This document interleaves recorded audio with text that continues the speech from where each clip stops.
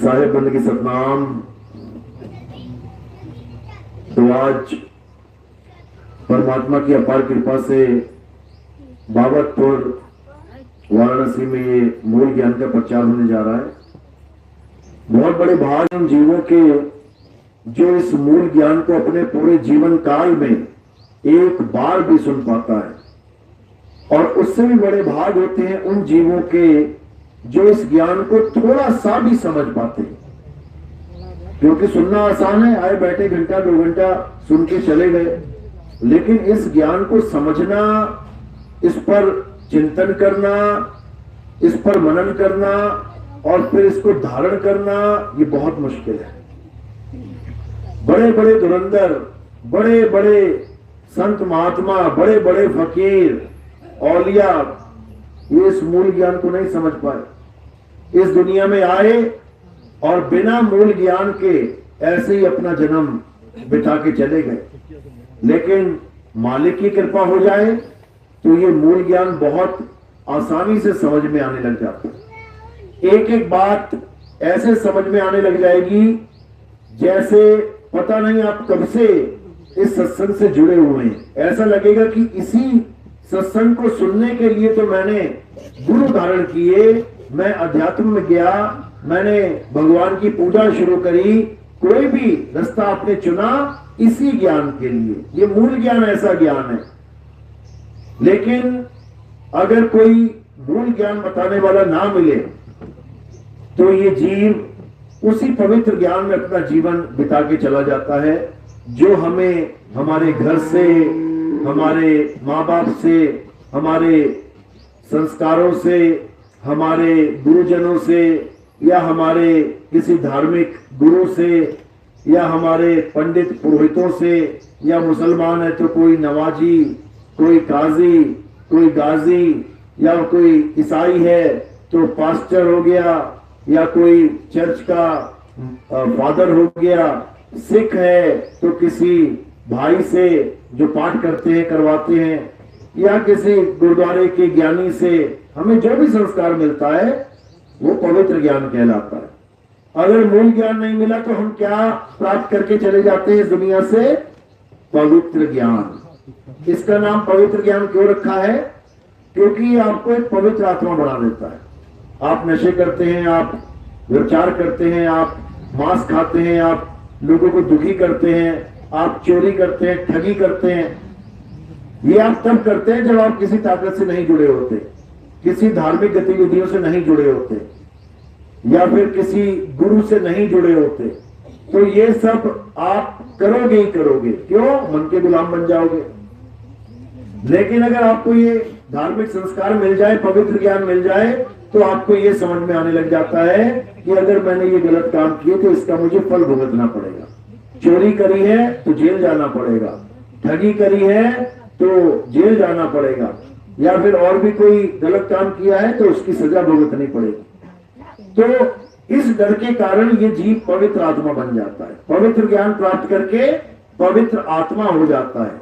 मंदिर जाएगा, मस्जिद जाएगा, गुरुद्वारे जाएगा, चर्च जाएगा, जहां जिसकी श्रद्धा है, जहां जिसका मन टिक गया वहां जाएगा, लेकिन मुक्ति को प्राप्त नहीं कर पाएगा। बाकी सब कुछ कर लेगा, बड़ा नाम हो जाएगा, बड़ा काम हो जाएगा, धंधे चल पड़ेंगे, बड़ी बड़ी गाड़ियां मिल जाएंगी, बड़ी बड़ी मकाने मिल जाएंगे, सब कुछ मिल जाएगा, मन्नतें मांगते हैं लोग, मिलता रहता है, उसी में खुश है। लेकिन मुक्ति नहीं मिलेगी। काया माया ठीक हो जाएगी लेकिन मुक्ति नहीं मिलेगी। मुक्ति किससे मिलेगी? मुक्ति मूल ज्ञान से मिलती है। तो कबीर साहब ने 600 साल पहले समझा दिया था कि मूल ज्ञान और पवित्र ज्ञान में बहुत बड़ा फर्क है। हे धर्मदास, तुम पवित्र ज्ञान तो सबको बांटो, लेकिन मूल ज्ञान इसको गुप्त कर रखो। साहिब समझा रहे हैं, पवित्र ज्ञान तुम जग में भाखो और मूल ज्ञान गुप्त कर रखो। मूल ज्ञान बाहर जो पढ़ी तो बिचली पीढ़ी हंस न तरही। मूल ज्ञान तब लग छुपाई जब लग द्वादश पंथ न मिट जाई। कि हे धर्मदास, जो ज्ञान मैं तुम्हें समझा रहा हूं ये मूल ज्ञान है, लेकिन ये अभी नहीं खोलना है, इसको अभी मत खोलना, इसको छुपा के रखना है। कब तक? जब लग द्वादश पंथ ना मिट जाए, जब तक काल के दूतों का भेद ना खुल जाए, ये 12वें पंथ का खात्मा ना हो जाए, तब तक इसको छुपा के रखना है और किसी को बताना नहीं है। तो लोग कैसे इकट्ठे होंगे तुम्हारे पास? पवित्र ज्ञान तुम जग में भाखो। हे धर्मदास, ये कबीर सागर का जो ग्रंथ रचा गया है, ये पवित्र ज्ञान से भरा पड़ा है और इसमें मूल ज्ञान भी गुप्त है। ऐसा नहीं है कि मूल ज्ञान उसमें नहीं लिखा गया है, लिखा गया है, लेकिन गुप्त तरीके से लिखा गया है, उसको कोई बिरला ही समझ सकता है। जैसे उसी ग्रंथ में सतलोक, अलख लोक, अगम लोक, अनामी लोक का भी नाम लिखा गया है, जिसको पढ़ पढ़ के कई गुरु बने बैठे हैं कि आओ हम तुम्हें सतलोक ले चलें, आओ हम तुम्हें अलख लोक ले चलें, आओ हम तुम्हें सतलोक, अलख लोक, अगम लोक, अनामी लोक ले चलें। और उसी ग्रंथ में यह भी लिखा है कि किसी लोक में नहीं जाना है, शब्द में जाना है, और उस शब्द को शब्दपुर करके लिखा गया है। पुर का मतलब होता है स्थान।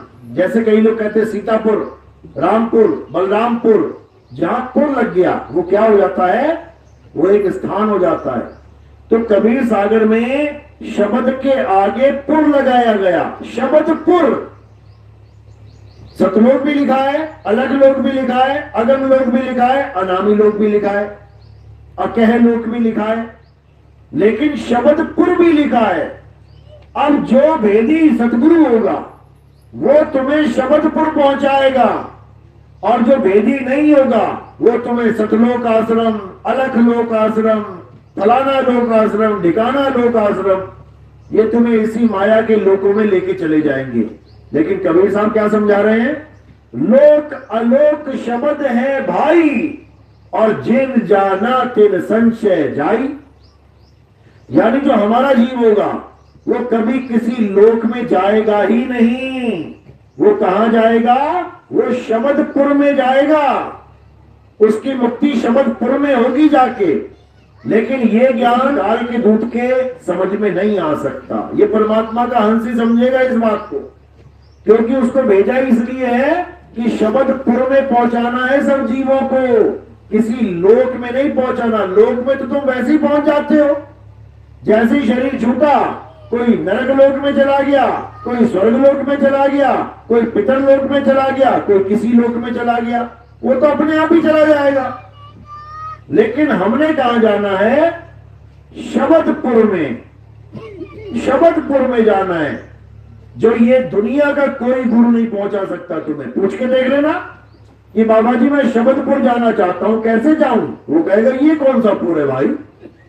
शब्द तो नाम होता है जपने का, एक मंत्र होता है, ये कोई स्थान थोड़ी नहीं होता है। क्योंकि उनको इस भेद के बारे में नहीं पता है। कबीर साहब कह रहे हैं, जाप मरे अजपा मरे अनहद भी मर जाए, और सुरत समाए शब्द में वाको काल ना खाए। बिल्कुल क्लियर बता दिया इसमें कहां जाना है। कहां जाना है?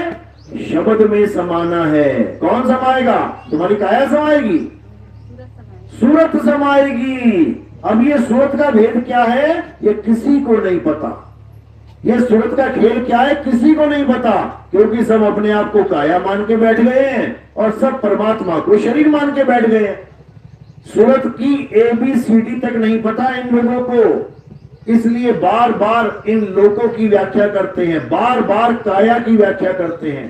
तुम्हारा शरीर 16 सूर्य वाला, परमात्मा का शरीर करोड़ों अरबों खरबों सूर्य वाला। इसी में अटक के रह गए हैं ये लोग। लेकिन मालिक की दया होती है तो ये ज्ञान अच्छे से समझ में आने लग जाता है। तो आज इसी शब्द की व्याख्या करेंगे, इसी शब्द को समझाएंगे जो हमारा ठिकाना है। तो आज का सत्संग शुरू करने से पहले परमात्मा के नाम पे जयकारा लगाएंगे और सत्संग शुरू करेंगे। बोलिए परमपिता परमात्मा की, सदगुरु बंदी छोड़ कबीर साहेब की, सदगुरु मदन पति साहेब की, सदगुरु गोलम पति साहेब की, दीवान जवाहरपति साहेब की, सदगुरु राम अनुराग साहेब की, सदगुरु मोहनपति साहेब की, सदगुरु राम सेवक साहेब की, सदगुरु विराटपति साहेब की, कलीनापुर धाम की, सभी संतों की, सभी भक्तों की, पंडाल में बैठी सब संगत की, अपने अपने गुरुदेव की, उस गांव नगर बस्ती की, आज के आनंद की, सकल हंस को बंदगी साहेब बंदगी सत्ता। सतगुरु नितिन साहेब की जय। तो मालिक की कृपा होती है तब तुम्हारे जीवन में कोई शब्द भेदी गुरु आता है, मंत्र भेदी नहीं कि तुम्हें मंत्र जपवाने में लगा दे पूरा पूरा जन्म, कि तुम्हें इन 52 अक्षरों में लगा दे पूरा पूरा जन्म बिता दे तुम्हारा इसी में, बिल्कुल भी नहीं। शब्द क्या होता है अच्छे से समझ लो। शब्द 2 प्रकार के होते हैं, एक 52 अक्षरी शब्द और एक 52 से न्यारा शब्द। इन दोनों की व्याख्या करते हुए मदन साहब क्या कह रहे हैं, सोई गुरु पूरा कहावे जो 2 अक्षर का भेद बतावे, एक छुड़ावे एक लखावे तब प्राणी निज घर को जावे। यानी एक तो ये 52 अक्षरों के द्वारा निर्मित शब्द, एक तो ये शब्द हो गया, और एक सार शब्द जो 52 से परे है, जिसे आदि नाम, अजर नाम, अकह नाम, अखंड नाम, अडोल नाम, अबोल नाम, निअक्षर नाम, निज नाम, नितत्व नाम, परमात्मा, वाहिगुरु, अल्लाह, गॉड, राम कहते हैं। उसी के नाम है ये सब, ये उसी के नाम है, लेकिन उसको हम जानते नहीं, इसलिए सबने अलग अलग अलग अलग नाम पकड़ के परमात्मा को अलग अलग बना के रख दिया। बस दिक्कत यही है, क्या पकड़ लिया? नाम पकड़ लिया, तत्व नहीं पकड़ा। जैसे पानी नाम भी है और पानी तत्व भी है, तत्व तो नहीं जाना लेकिन पानी के नामों में उलझ गए। कोई कहता है जल, कोई कहता है वाटर, कोई कहता है पानी, कोई कहता है नीर, कोई कहता है तोय, कोई कहता है जल। नामों में अटक के रह गए लेकिन तत्व को ना पहचान पाए। तत्व को नहीं पहचाना तो पक्का झगड़ा होगा, लठ बजेंगे, सिर फटेंगे, गोली बारूद चलेगा, लेकिन किसी को भी वो परमात्मा मिलने वाला नहीं। कोई सोचे भगवान के नाम पे लड़ने से भगवान खुश हो जाता है, तो ये मूर्खों वाला जो ख्याल है इसको निकाल दो। एक पिता के 4 पुत्र हैं, चारों ने अलग अलग नाम से पिता को याद कर लिया। एक ने कहा अब्बू, एक ने कहा पिताजी, एक ने कहा पापा जी और एक ने कहा डैडी। अब चारों उस पिता को तो याद कर रहे हैं लेकिन पिता को जान नहीं पा रहे हैं, और चारों एक दूसरे को समझ के बैठे हैं कि ये मेरे डैडी की पूजा नहीं करता, मैं इसके पापा की पूजा नहीं करूंगा, ये मेरे अब्बू को नहीं मानता, मैं उसके पिताजी को नहीं मानूंगा। जबकि चारों का बाप एक ही है, बस झगड़ा ये है। हिंदू कह रहा है मुसलमान राम को नहीं मानता, मैं अल्लाह को नहीं मानूंगा। मुसलमान कह रहा है हिंदू अल्लाह को नहीं मानता, मैं राम को नहीं मानूंगा। अरे अल्लाह राम एक ही है, लेकिन उस राम को जानो जिस राम की वजह से भगवान राम का नाम राम पड़ा। दशरथ जी ने अपने पुत्र का नाम राम रखा, क्यों? क्योंकि वो उनके पैदा होने से पहले भी जपते थे, और जो वो नाम जपते थे वही नाम उन्होंने अपने बेटे का रख दिया कि बेटे को भी अगर पुकारूंगा तो परमात्मा का नाम ले रहा हूं मैं, बेटे के नाम पर भी परमात्मा का ही नाम मेरे मुंह से निकल रहा है। तो उन्होंने अपने बेटे का नाम राम रखा। राम जी वो राम नहीं है जो आदि राम है, आदि राम कुछ और है। जब राम जी पैदा भी नहीं हुए थे, राम जी तो अभी त्रेता में आए हैं, तो सतयुग में कौन था? कहते राम नाम सत्य है, ये तो त्रेता में मिला फिर राम जी का नाम। सतयुग में सत्य क्या था? विष्णु नाम सत्य था। और द्वापर में क्या सत्य है? फिर राम जी तो चले गए, कृष्ण जी बन के आ गए, तो द्वापर में कृष्ण नाम सत्य है क्या? द्वापर में कृष्ण भी चले गए, अब कलयुग में कौन सा नाम सत्य है फिर? क्योंकि किसी को समझ में ही नहीं आ रहा कि नाम होता क्या है। अरे यहां तक बोल दिया गया कालग कहूं कहां तक कहूं नाम बढ़ाई, और राम न सके नाम गुण गाई। यहां तक बोल दिया कि वो राम जी भी नहीं जान पाए कि नाम की महानता क्या है। लोग फिर भी नहीं समझ पा रहे कि वो नाम क्या है, वो राम क्या है। जिस राम की बात संत करते हैं वो राम रमता राम है। वो राम दशरथ जी वाला राम नहीं है, वो तो एक लीला थी भाई। राम जी की लीला करके चले गए, तो लीला तो और भी है। परशुराम जी की लीला है, वामन लीला है, आप देखो मत्स्य लीला है, कुरुम लीला है, नरसिंह लीला है, बहुत सारी लीलाएं। तो केवल राम जी को पकड़ के बैठ जाओगे तो कैसे बात बनेगी भाई। जिसके 10 रूप हैं उसमें से तुम एक रूप को कहो राम नाम सत्य है, तो कृष्ण नाम क्या असत्य है, तो परशुराम नाम क्या असत्य है, तो वामन नाम क्या असत्य है, तो नरसिंह नाम क्या असत्य है। राम नाम सत्य कैसे है केवल? क्योंकि लोग समझ ही नहीं पाए राम नाम को। असल में राम नाम ही सत्य है, लेकिन वो राम नहीं जो तुम मान बैठे हो। वो राम कौन सा है? कबीर साहब समझा रहे हैं। क्या कह रहे हैं? कस्तूरी कुंडल बसे मृग ढूंढे वन माही, ऐसे रमता राम है ये दुनिया जाने नाही। कबीर साहब कह रहे रमता राम को ढूंढ, जो सब में रम रहा है उसको जान। हिंदू में भी है, मुसलमान में भी है, सिख में भी है, ईसाई में भी है, आस्तिक में भी है, नास्तिक में भी है। वो रमता राम क्या है? जिसकी वजह से तुम्हारी काया चल रही है, जिसकी वजह से तुम्हारी काया के सारे अंग चल रहे हैं। किसकी वजह से? आत्मा की वजह से। आत्मा की वजह से हर इंसान चल रहा है। आत्मा की वजह से ये सारे नाम जप रहा है, राम राम राम राम राम राम, अल्लाह अल्लाह अल्लाह अल्लाह, वाहिगुरु वाहिगुरु वाहिगुरु। ये नाम भी इस आत्मा की वजह से जपे जा सकते हैं। आत्मा ने शरीर छोड़ दिया तो ये नाम भी छूट जाएंगे। समझो, आत्मा ने शरीर छोड़ा तो शरीर मर जाएगा, ये नाम भी मर जाएंगे साथ के साथ। इनमें से भी एक जीवित नहीं रहेगा, क्योंकि ये 52 अक्षरी नाम है। कबीर साहब गुरु ग्रंथ साहब में वाणी क्या कह रहे हैं? कह रहे 52 अक्षर लोक त्रय, सब कुछ इन्हीं माही। ये अक्षर खिल जाएंगे। खिल जाएंगे मतलब खत्म हो जाएंगे, खिल जाएंगे, खंडित हो जाएंगे, खिल जाएंगे, नाश हो जाएगा।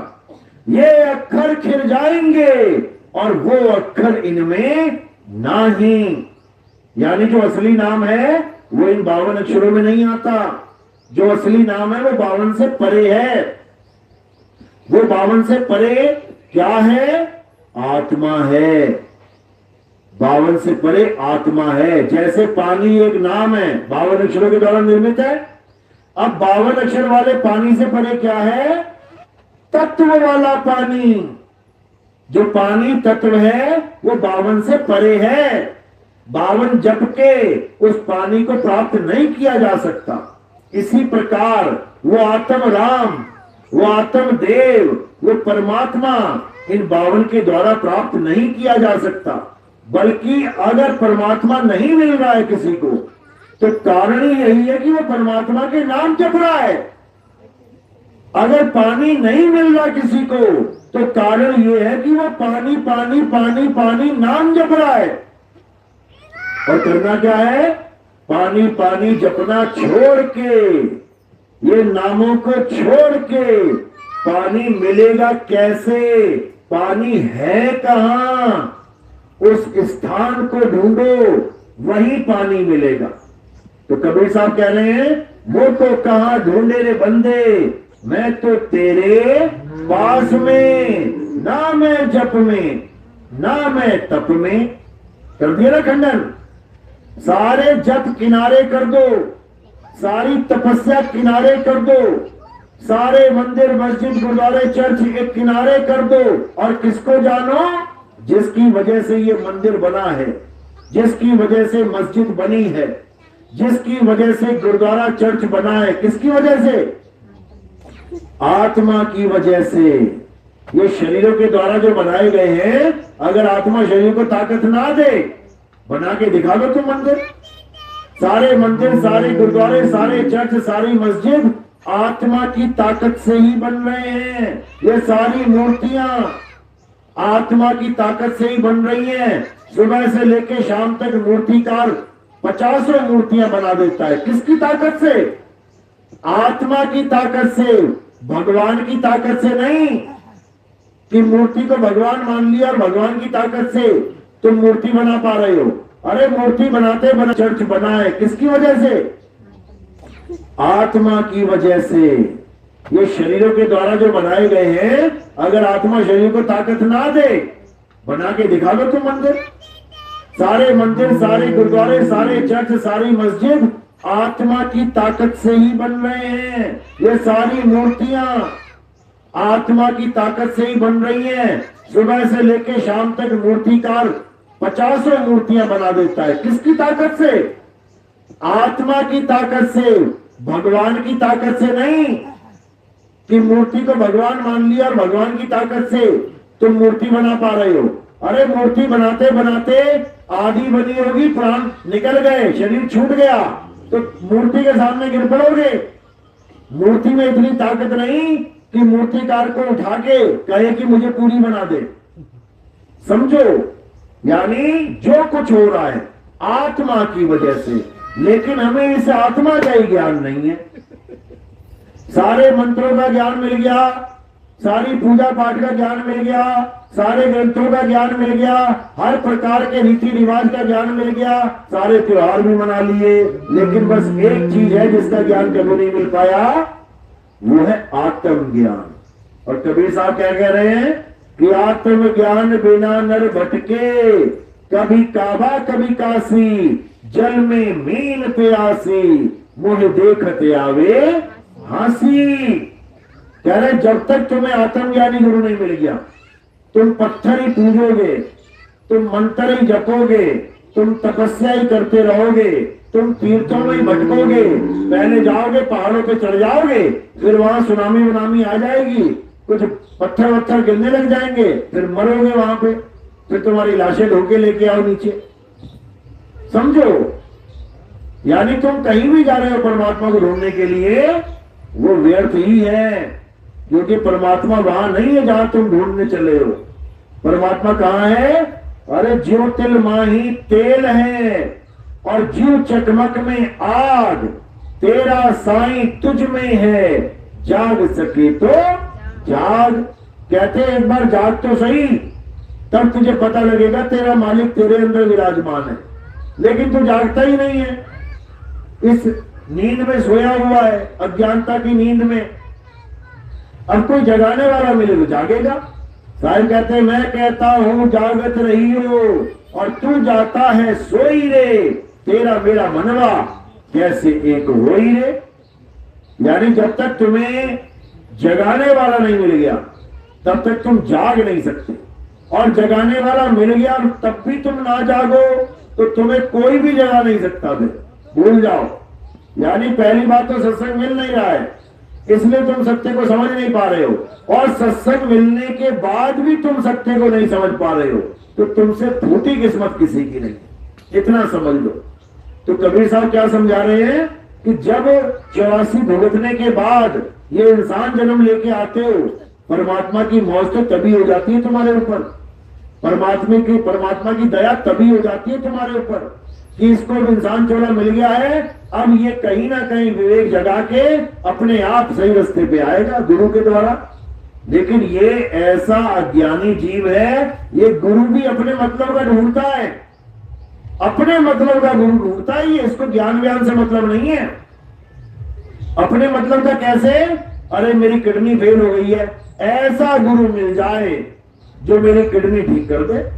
मेरा बिजनेस नहीं चल रहा, ऐसा गुरु मिल जाए जो मेरे धंधे चमका दे। मकान नहीं बन रहा, ऐसा गुरु मिल जाए जो मेरे मकान बनवा दे। अपने धंधे के कारण, अपने मकान के कारण, अपने अंगों के कारण उनको ठीक करने के लिए, सुख सुविधा लेने के लिए गुरु ढूंढ रहा है, तो परमात्मा कहां मिलेगा? भूल जाओ। अगर गुरु ढूंढना है तो गुरु का काम केवल एक ही होता है। क्या काम है उसका? ज्ञान देना। गुरु धारण करना है केवल ज्ञान के लिए। ये सुख सुविधाएं तो तुम्हारी किस्मत से मिलेंगी, तुम्हारे प्रारब्ध से मिलेंगी तुम्हें। कोई ये सोच के आता है अगर कि नाम दीक्षा ले लेंगे तो सारा सुख ही सुख हो जाएगा, उससे बड़ा बेवकूफ नहीं है कोई। समझ लो, सुख और दुख कैसे होते हैं? तुम्हारे प्रारब्ध से होते हैं। जो गुरु दुनिया को बता रहे हैं कि हमारे पास हो जाओगे सुख, वो जेल में बैठे हुए जेल की रोटियां तोड़ रहे हैं, उनके चेहरे जेल में डूसे हुए हैं, दूसरों को सुख की आशा देके और खुद जेल में निराश होकर बैठे हुए हैं। इससे बड़ा प्रमाण क्या मिलेगा तुम्हें कि ये प्रारब्ध का खेल होता है। ऐसे कर्म किए हैं कि जेल में जाना पड़े तो गुरु जेल में बैठा है, और तुमने ऐसे कर्म किए हैं कि जेल में ना जाना पड़े, चेला जेल से बाहर बैठा है, और कोई बात नहीं है। कबीर साहब ने निबेड़ा कर रखा है इसका। एक डाल दो पंछी बैठे, एक गुरु एक चेला, और गुरु की करनी गुरु भरेगा, चेले की करनी चेला। उन्होंने तो निबेड़ा कर रखा है कि यहाँ गुरु चेले का कोई मतलब ही नहीं है। किस पे? कर्मों के आधार पे। गुरु की करनी गुरु भरेगा, चेले की करनी चेला। इसमें गुरु और चेले का भेद ही नहीं है कि गुरु हमेशा आजाद रहेगा और चेला कैद में रहेगा। यहाँ गुरु कैद में है और चेला आजाद घूम रहा है। गुरु बंधन में है और चेला जयकारे लगा रहा है, बंदी छोड़ की जाए, बंदी छोड़ की जाए, और बंदी छोड़ जेल में बैठा हुआ है। तो ऐसे लोग भी हैं, लेकिन हम विवेक के द्वारा ये समझ सकते हैं कि कहां धोखा हो रहा है। अगर तुम्हारी विवेक की आंख फूट गई तब समझ लो कि तुम्हारा जन्म बर्बाद हो जाएगा। याद रखो। और केवल चेले की नहीं, यहां बड़े बड़े महंतों की आंखें फूटी हुई हैं। कबीर साहब समझा रहे हैं, अरे फूटी आंख विवेक की और लखे ना संत असंत, जाके संग 10-20 हैं वहां को नाम महंत। कहते अरे बहुत संगत है बाबा जी की, बहुत संगत, 1 करोड़ संगत है, 4 करोड़, 5 करोड़, 10 करोड़ संगत है। इसका मतलब क्या है कि बाबा जी को मुक्ति मिल गई, बाबा जी पहुंचे हुए हैं। समझो, जाके संग 10-20 हैं, यानी कि उसको बड़ा संत बना दिया, और जाके संग इक्का दुक्का है उसको कहते हैं अरे ये तो छोटा मोटा संत है। मेरे भाई, संत ज्ञान से बड़ा और छोटा होता है, संत चेलों से बड़ा छोटा नहीं होता। ये ज्ञान अधूरा और पूरा संत को पूर्ण गुरु और अधूरा गुरु बनाता है। चेलों से नहीं होता कि हमारे 1 करोड़ चेले हैं तुम बड़े वाले बन गए, ऐसा बिल्कुल नहीं है। ज्यादा चेले होने का मतलब ये नहीं है कि वो गुरु ज्ञानी है। LKG UKG में जितने बच्चे हैं पूरे भारत में मिला लो, और PhD में जितने बच्चे हैं पूरे भारत में मिला लो, कौन से ज्यादा हैं? आंगनवाड़ी वाले।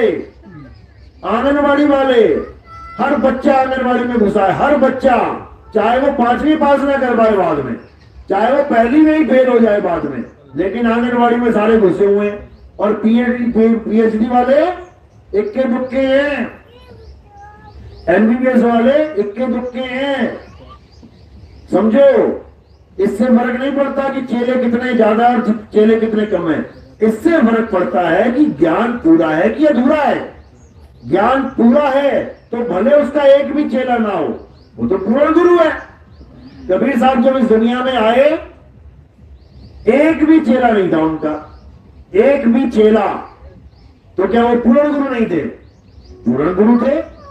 जब अपनी लीला शुरू करी उन्होंने, कमल के फूल के ऊपर प्रकट हुए, उसके बाद जब धीरे धीरे इस संसार के नियम के अनुसार शरीर को बड़ा किया और मात्र 5 साल के थे, तब सत्संग शुरू कर दिया उन्होंने, क्योंकि उनको पता है कि इस दुनिया में क्या करने आया हूं मैं। सत्संग शुरू कर दिया, सत्संग।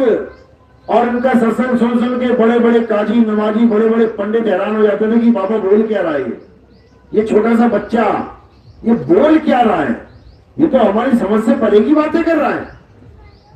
क्योंकि कबीर साहब 52 अक्षरों का जोरदार खंडन करते थे, और मौलाना और पंडित का खेल ही 52 अक्षरों का था। मौलाना कलमा और नमाज पढ़ाता था 52 अक्षरों की, और पंडित जी सारे मंत्र जंत्र वेद पुराण पढ़ाता था 52 अक्षरों के। जब कबीर साहब ने 52 से परे की बात करी तो मौलाना का भी ज्ञान खंड हो गया और पंडित जी का भी ज्ञान खंडित हो गया। अब ज्ञान से तो काट नहीं पाए उनकी बात को। जब ज्ञान से बात नहीं काट पाए तो क्या करने लग गए, उनसे उनकी गुरु प्रणाली पूछने लग गए, बता तेरा गुरु कौन है, बता तेरा गुरु कौन है। और कबीर साहब कहते रहे, भाई तुझे गुरु से क्या लेना, तुम्हें, तुम ज्ञान को समझो, अगर ये ज्ञान पूरा है तो इसको पकड़ लो, लेकिन अहंकार कहां छूटे इन लोगों का। गुरु प्रणाली बता, गुरु प्रणाली बता। हार के थक के कबीर साहब को एक गुरु धारण करना पड़ गया। क्या नाम था उसका? रामानंद। अब क्या रामानंद जी बहुत बड़ा ज्ञानी था क्या? पंडित था, ब्राह्मण था, पत्थर पूजता था। कबीर साहब ने देखा लेकिन इस वक्त ही सबसे बड़ा मशहूर है, सबसे बड़ा ज्ञानी है इस वक्त का, यहाँ का 3 लोग का, इसी को गुरु धारण करना चाहिए। गए गुरु धारण करने, उसने मना कर दिया कि नहीं, हम तो नीच जात वालों को नाम नहीं देते भाई, हम उनको शिष्य स्वीकार नहीं करते, हमारे शिष्य तो सब ऊंची कुल के हैं। अब कुल का अहंकार अलग फंसा पड़ा है, क्या किया जाए।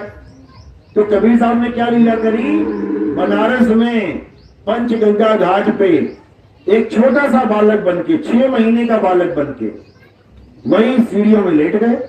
और जब गुरुजी आए सुबह सुबह नहाने, अंधेरे में, तड़के तड़के, तो क्या हुआ, सीढ़ियों पे उस बालक के सिर के ऊपर पैर आ गया। अब वो लगे रोने, जब रोने लगे तो बाबा ने उठा के उसको गले से लगा लिया। अब कौन पूछे तेरा क्या धर्म है, क्या तेरी जात है, क्या है। जब गले से लगा लिया तो कहते बच्चा राम राम बोल, रो मत, राम राम बोल। मिल गया नामदान। लेकिन पता है कि कल मुकर जाएगा, ये मुकर जाएगा कि मैं इसका चेला और ये मेरा गुरु है। तो सबूत के लिए, निशानी के लिए क्या किया, उसकी माला तोड़ दी। 108 मनके की माला तोड़ दी, वहीं बिखर गई। सारे मनके 107 मनके गिर गए। एक मनका कबीर साहब ने अपने हाथ में रख लिया और क्या किया, उसको धारण कर लिया। एक कंठी बना दी उसकी, सूत में, सूत के धागे में उस मनके को धारण कर लिया, निशानी के लिए कि तुम मेरे गुरु और मैं तुम्हारा चेला हूं। वही निशानी आज भी कबीर पंथ में पहनाई जाती है। आप जो कबीर पंथ, असली पंथ है, जो कहने का मतलब जो कबीर नाम से जुड़े हुए हैं, वो कंठी जरूर पहनाएंगे आपको कबीर साहब के नाम की। और जो कबीर पंथी होकर कंठी भी नहीं पहना रहा है, कोई लॉकेट पहना रहा है या अपनी शक्ल बना रखी है, उस लॉकेट में अपनी फोटो बना रखी है या कबीर साहब की फोटो बना रखी है, वो कबीर पंथी नहीं है। वो मर्यादा नहीं जानता, गुरु चेले की निशानी भी नहीं जानता वो, कि गुरु चेले की निशानी क्या है। गुरु चेले की निशानी कंठी है। कंठी से आपको समझ में आएगा कि हाँ इसने गुरु धारण किया है कि नहीं किया। और कबीर पंथ में कोई निशानी नहीं है। तो ये गुरु धारण जब किया कबीर साहब ने, उसके बाद जब ज्ञान देना शुरू किया तो गुरु जी की मोहर लगाई कि ये ज्ञान मेरे गुरु जी ने दिया है। रामानंद जी उनका नाम है, जबकि है क्या, पत्थर पुजारी। पत्थर पुजारी को गुरु धारण कर दिया केवल इसलिए कि लोग जो पूछ रहे हैं कि गुरु प्रणाली, उनका मुंह बंद करने के लिए। नहीं तो उनको जरूरत नहीं किसी गुरु की, वो खुद ही गुरु हैं, वो ज्ञान का भंडार सोए हुए हैं, लेकिन लोग नहीं समझ पाते उनको। तो जब ज्ञान प्राप्त कर लिया, यानी गुरु से नामदान प्राप्त कर लिया, तब क्या हुआ, तब समाज में हल्ला मच गया कि कबीर का गुरु रामानंद है। लेकिन ये अनर्थ कैसे हो गया, रामानंद जी तो शूद्र जात वालों को धारण नहीं करते चेला। तो रामानंद जी को खबर पता लगी तो बुला लिया कबीर साहब को, बुलाओ कबीर को, कौन कबीर है, क्यों झूठ बोलता है दुनिया को, बुलाओ उसको। तो जब कबीर साहब आए तो 7 पर्दे लगा दिए गए। बात चल रही है पर्दों से आर पार।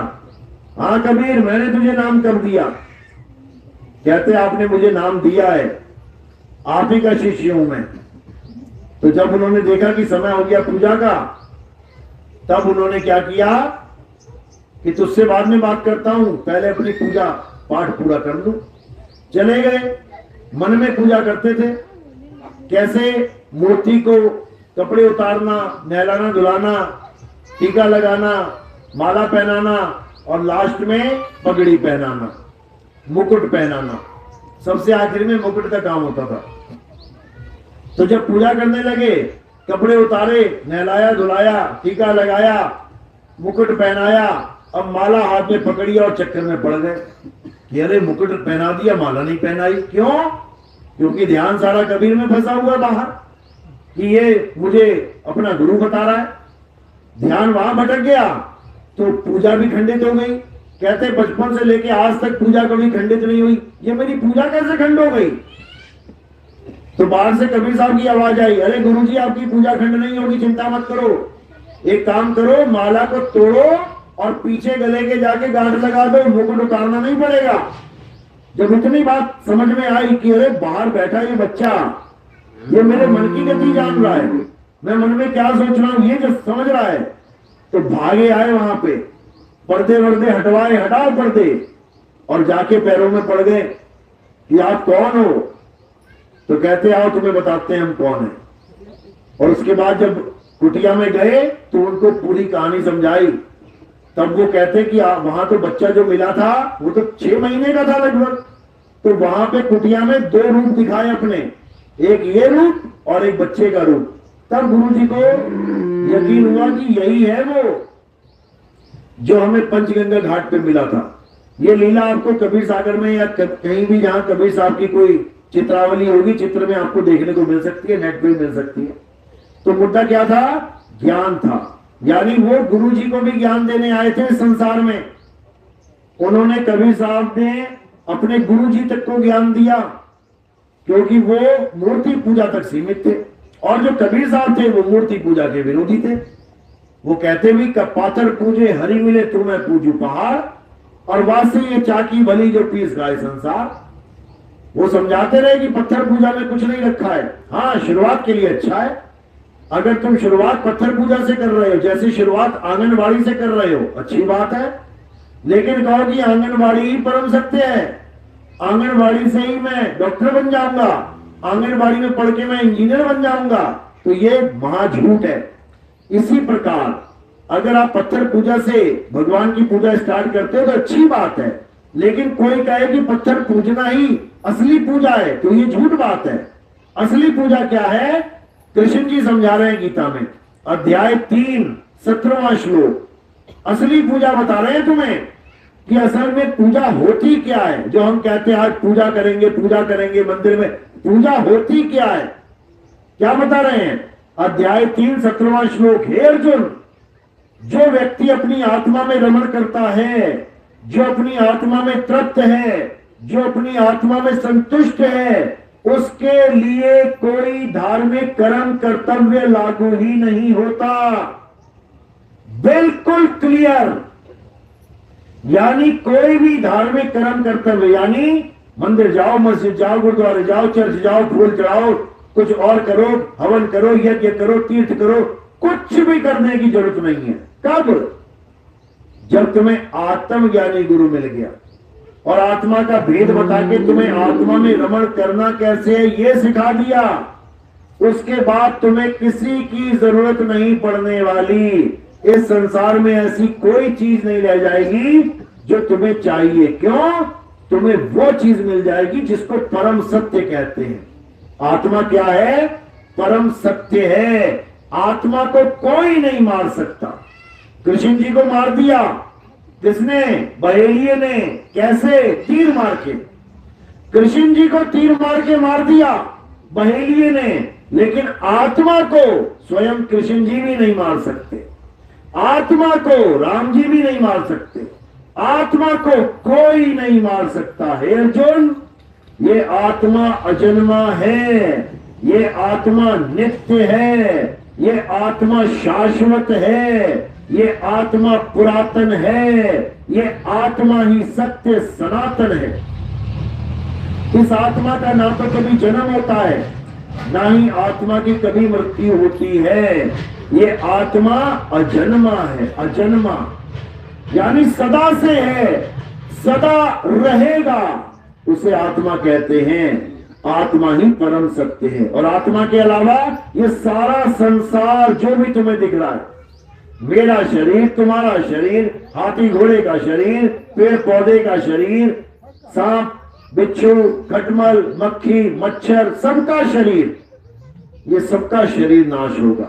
राम जी का शरीर नाश हो गया सरयू नदी में जल समाधि लेके, कृष्ण जी का शरीर नाश हो गया पैर में तीर लग के, हिरण्यकश्यप को मारा नरसिंह अवतार ने, उनके शरीर का नाश कर दिया। शिव महापुराण पढ़ो, शिव जी ने स्वयं उनके शरीर का नाश किया है। सबका शरीर मरेगा, लेकिन जो आत्मा है ये कभी नहीं मरती, किसी की भी नहीं। मक्खी तक की आत्मा नहीं मर सकती, क्योंकि ये अविनाशी है। ईश्वर अंश जीव अविनाशी। अविनाशी का मतलब होता है जिसका कभी विनाश ना हो पाए, उसको अविनाशी कहते हैं। लेकिन ये ज्ञान केवल उसकी समझ में आता है जिस पर परमात्मा की दया हो, और जिस पर परमात्मा की दया नहीं होती वो सारी उम्र पत्थर पूजेगा, काया पूजेगा, माया पूजेगा, पेड़ पौधे पूजेगा, जानवर पशु पूजेगा। आप देखो भोले शंकर की पूजा करते करते उनके मुंह में लड्डू लगाते हैं, और नीचे सांप बैठा हो, सांप के मुंह में भी लगा देते, लड्डू लड्डू खा गए। पत्थर के सांप के मुंह में लड्डू लगाते हैं, और जब वही सांप असली वाला घर में घुस जाता है तो लठ बजाते हैं, उसकी खोपड़ी फोड़ देते हैं मार मार के। गणेश जी की पूजा करने गए तो गणेश जी को भी लड्डू लगा दिया मुंह में, और नीचे चूहा है उसको भी लड्डू लगा दे, तू भी खा ले। और जो असली चूहा है घर में उसको लड्डू में जहर डाल के खिला देते हैं, मर तू जाके कहीं। समझो, शिवालय में जाते हैं, नंदी बैठा होता है, उसके कान में अपनी ख्वाहिश बताते हैं, मुझे ये चाहिए, मुझे ये चाहिए, मुझे ये चाहिए, भगवान जी से कह देना। और जब नंदी अपनी ख्वाहिश जाहिर कर दे, यार खेत बढ़िया है, बाजरे का खेत है, चल थोड़ा सा खा लेते हैं, चने का खेत है, थोड़ा सा यार चना खा लेते हैं। जब नंदी अपनी इच्छा जाहिर करता है तो मार मार के लड्डू उसकी पूंछ तोड़ देते हैं। समझो, ये है हमारा धर्म। पत्थर की तो पूजा करते हैं और जीव की हत्या करते हैं। पत्थर की माता सामने खड़ी है, उसको खुश करने के लिए बकरे की बलि दे देते हैं। पत्थर निर्जीव को खुश करने के लिए जीवित बकरे को काट देते हैं। बताओ, कमाल हो गई। और किस नाम से काटते हैं? माता को चढ़ा दिया, माता को कहते हैं ना कुर्बानी दे दी। अरे कुर्बानी का मतलब तो समझ ले पहले। कुर्बान का मतलब होता है जा मैंने कुर्बान कर दिया, यानी अब इससे मेरा कोई लेना देना नहीं है। कोई कहे 1000 रुपए ले यार, तेरे लिए 1000 रुपए कुर्बान कर दिए। अब ये थोड़ी नहीं कि 1000 रुपए में से मुझे 500 दे, मुझे 700 दे। कुर्बान का मतलब है माता के लिए तुमने बकरा कुर्बान कर दिया, इसमें से एक भी पीस तुम्हारे मुंह में नहीं जाना चाहिए। इसको कहते हैं कुर्बान कर देना। तेरे लिए जान कुर्बान है, यानी वापस नहीं मांगता मैं, जो दे दिया वो दे दिया। लेकिन यहां पे कैसी कुर्बानी है? वो पत्थर ना खाए, ना पिए, ना बोले, ना डोले, उसके नाम पे बकरा काट दिया और फिर अपने कुकर में भर लिया। उसके बाद दारू भी मंगा ली भक्तों से कि माता दारू भी पीती है। बताओ, अरे माता कब दारू पीती है भाई? दारू तुम पियोगे, बकरा तुमने काटा है, कुकर में तुम्हारे जाएगा, खाओगे तुम, तो दारू माता पिएगी, दारू भी तुम ही पियोगे। यानी भगवान के नाम पे इन नशेड़ियों ने क्या कर लिया है? धंधा बना लिया है, मांस खाने का, दारू पीने का। अरे माता कभी बकरे खाएगी क्या? अगर माता को बकरे चाहिए हो तो रातों रात सारे बकरे गायब कर देगी वो तुम्हारी बलि की वेट करेगी। तुम्हें लड्डू तुम्हारा सबसे फेवरेट है, गुलाब जामुन फेवरेट है, अगर आधा किलो गुलाब जामुन फ्रिज में पड़ी है और तुम्हारी फेवरेट है तो तुम इंतजार करोगे कि रोज एक गुलाब जामुन खाऊंगा? टूट पड़ोगे, एक ही दिन में रात में डब्बा खत्म कर दोगे। अगर माता को बकरा इतना प्यारा है तो सारे बकरे गायब हो जाएंगे रातों रात। ये गलतफहमी में मत रहना कि तुम्हारी दीवी भेंट स्वीकार होगी। माता को किसी बकरे की जरूरत नहीं है, वो सब माता के बच्चे हैं, माता तो जग जननी है। समझो, ये मन बैठा है शैतान अंदर, जो भगवान के नाम पे, देवताओं के नाम पे तुमसे गलत काम करवा रहा है, उसके बाद सजा भी यही देगा।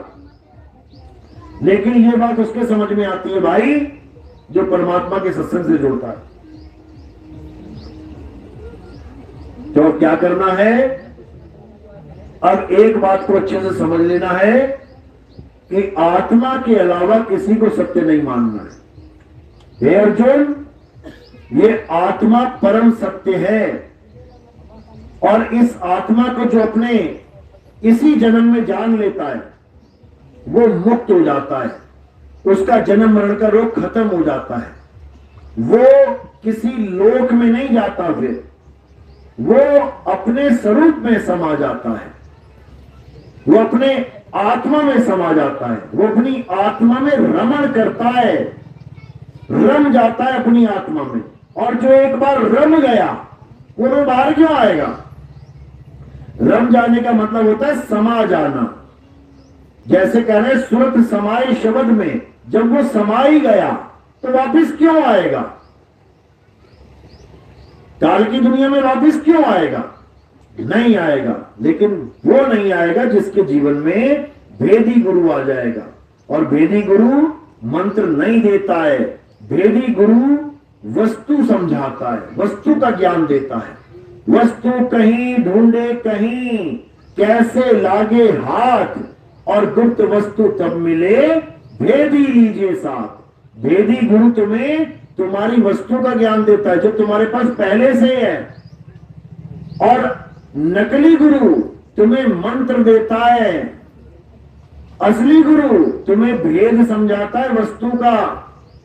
भेदी लीना साथ में दीनी वस्तु लखाए, और कोटि जन्म का पंथ था पल में पहुंचा जाए। एक पल में तुम्हें पता लग जाएगा परमात्मा कहां रहता है। जो दुनिया ढूंढ रही है ना, कहां है परमात्मा, बताओ मुझे कहां है परमात्मा।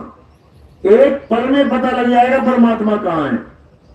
कह रहे मुझको कहां ढूंढे रे बंदे, मैं तो तेरे पास में, ना मैं जप में, ना मैं तप में, ना एकांत निवास में, खोजी होए तुरंत मिल जाऊं, एक पल की तलाश में। एक पल की बात है केवल। और कहे कबीर सुनो भाई साधो, मैं तो हूं विश्वास में। एक आदमी किसी शहर में घूम रहा है, कोई पानी का स्रोत दिखाई नहीं दे रहा उसको, पानी के लिए भटक रहा है। किसी से पूछा भैया पानी कहां है?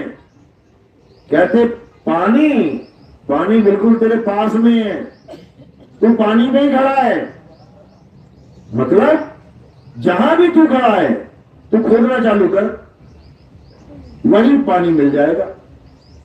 अब ये उसको एक पल में पता लग गया पानी कहां है, एक पल में पता लग गया। अब क्या करे? कहे कबीर सुनो भाई साधो, मैं तो हूं विश्वास में। अब गुरु के द्वारा जो बात बताई गई है कि पानी तेरे नीचे है, तेरे पैरों के नीचे जमीन, जमीन के नीचे पानी है। अब गुरु के द्वारा बताई गई बात पे विश्वास करना है और उसको खोदना है, जुक्ति सीखनी है कि कैसे पानी को प्राप्त करें। पता तो लग गया कि परमात्मा कहां है, एक पल में गुरु जी ने बता दिया कि बेटा यहां है परमात्मा, लेकिन उसको प्राप्त कैसे करें, उस विधि को जानेंगे और उस पर अटल होके अमल करेंगे, अंत समय तक उस जुगती को अपनाएंगे तो जुगती से मुक्ति हो जाएगी। और अगर हमने पूरा विश्वास नहीं किया, आधा अधूरा विश्वास करते हुए काम किया, तो तुम कभी भक्ति कर ही नहीं पाओगे। क्योंकि भक्ति का मतलब क्या है? अपनी सूरत को 100% एकाग्र करना। एकाग्र तब करोगे जब तुम्हें पूर्ण विश्वास हो। अब पूरा विश्वास है ही नहीं, एकाग्र क्या करोगे? तो साहिब इसलिए बोल रहे हैं, कहें कबीर सुनो भाई साधो, मैं तो हूं विश्वास में, अंधविश्वास में नहीं कि कोई भी गुरु आ गया और तुमने विश्वास कर लिया। अंधविश्वास नहीं करना है, परखना है, विवेक के द्वारा समझना है कि गुरु समझा क्या रहा है। अगर गुरु पूजा पाठ करने को बोल रहा है, इसका मतलब 52 अक्षर का पुजारी है, हिंदी भाषा, उर्दू भाषा, पंजाबी भाषा, Dutch, French, Portuguese, Japanese, Nepalese, इसमें फंसा देगा वो। अगर गुरु किसी नदी में स्नान करने को बोल रहा है, पहाड़ की परिक्रमा करने को बोल रहा है, तो ये असत तत्व की पूजा में लगा रहा है। क्यों? 5 तत्व असत्य हैं, क्योंकि बनते और बिगड़ते हैं, पल पल बदलते हैं, जो बदले सो माया। हे अर्जुन, इस दुनिया में दो प्रकार के तत्व हैं, एक सत्य और एक असत्य। असत्य तो बार बार करता है, असत्य बार बार बदलता है, सत्य कभी नहीं बदलता। सत्य सदा एक रस एक रूप रहता है। और वो सत्य क्या है? हे अर्जुन, आत्मा ही सत्य है। तो बिल्कुल सिंपल सी बात है कि आत्मा के अलावा अगर तुम्हारा ध्यान कहीं पर भी है, कोई पूजा, कोई पाठ, कोई हवन, कोई यज्ञ, कोई तीर्थ, कोई मूर्त, कोई भगवान, कोई गॉड, कोई अल्लाह का नाम कहीं पर भी है, तो समझ लो कि तुम फंस गए, तुम्हारी गाड़ी अटक गई। अब मुक्ति नहीं मिलेगी, बल्कि अंत समय इतनी दर्दनाक हालत हो जाएगी कि तुम हालत खराब हो जाएगी तुम्हारी, एक पल का चैन नहीं ले पाओगे तुम।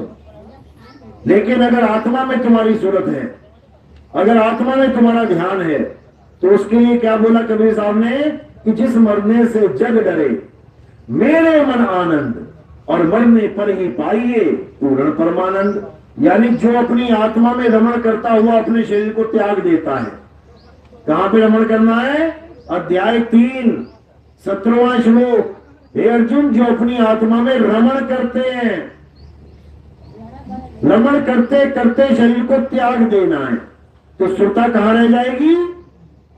आत्मा में रह जाएगी। आत्मा सो परमात्मा, यानी परमात्मा ही हो जाएगी वो। इसी को गरीबदास जी कह रहे हैं, कोटि तो ब्रह्मा भये और कोटि भये ईश, साहिब तेरी बंदगी से ये जीव हुए जगदीश। यानी ये सुरता जो जीव बनी बैठी हुई है, आदमी औरत बनी बैठी हुई है, ये सुरता क्या हो जाएगी?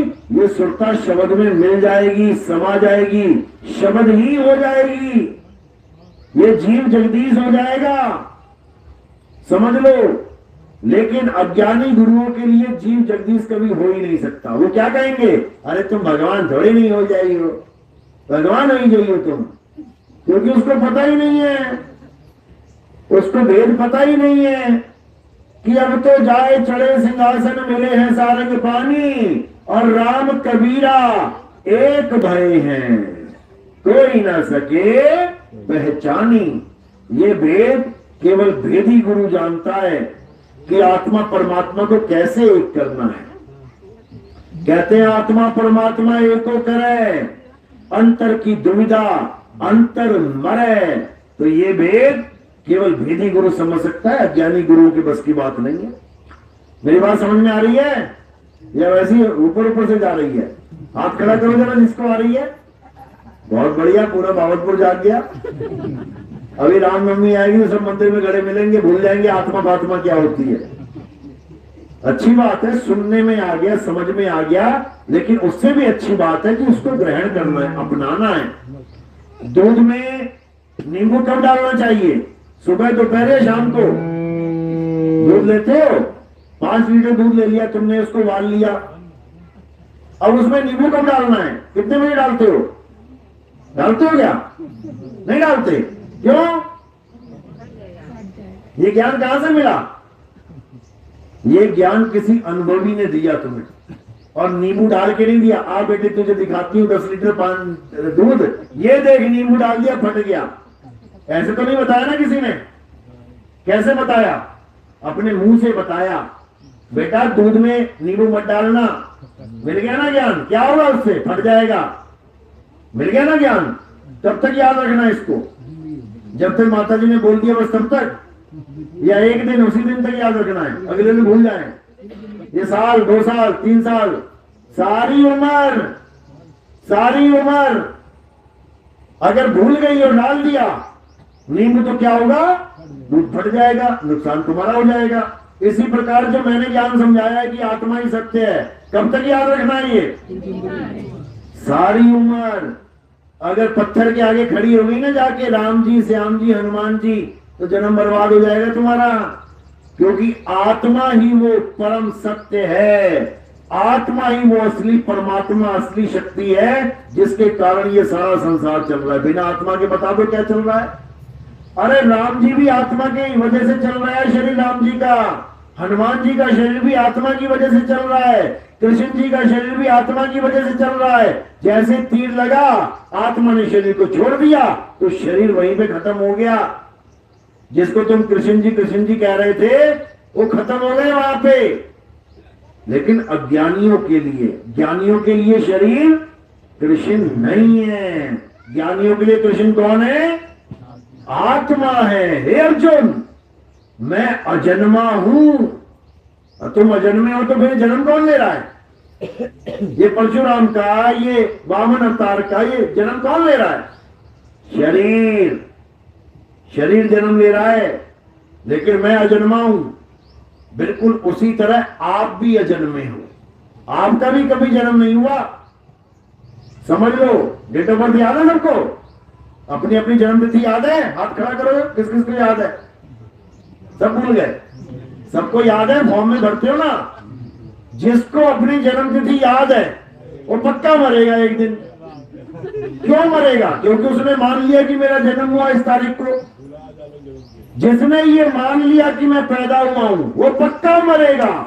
और जिसने ये जान लिया कि मैं अजन्मा हूं वो कब मरेगा? वो कभी नहीं मरेगा। और कबीर साहब के पंथ में आके यही जाना जाता है कि मैं अजन्मा हूं। इसीलिए कबीर पंथी अमर हो जाते हैं। अमर कबीर साहब का काम ही यही है। अमर करूं सतलोक पठाऊं, ताते बंदी छोड़ कहाऊं। उनका काम ही तुम्हें अमर करना है, समझ लो। तो काल का काम क्या है? तुम्हें मारना। और कबीर साहब का काम क्या है? तुम्हें अमर करना, काल के जाल से बचाना। बचना चाहो काल जाल से, चीनो शब्द हमारा, और कहे कबीर अमर कर राखूं। क्या करेंगे? अमर कर राखूं जो निज होए हमारा। यानी जो मेरा हो गया फिर वो पक्का अमर हो जाएगा। उसको कोई मार नहीं सकता।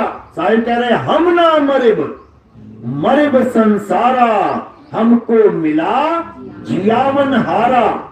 हमें वो आत्मदेव मिल गया जो सबकी जीवन शक्ति है, जो सबको जान दे रहा है। और जब आत्मदेव ही मिल गया और आत्मा ही हो गए तो अब कब मरेंगे?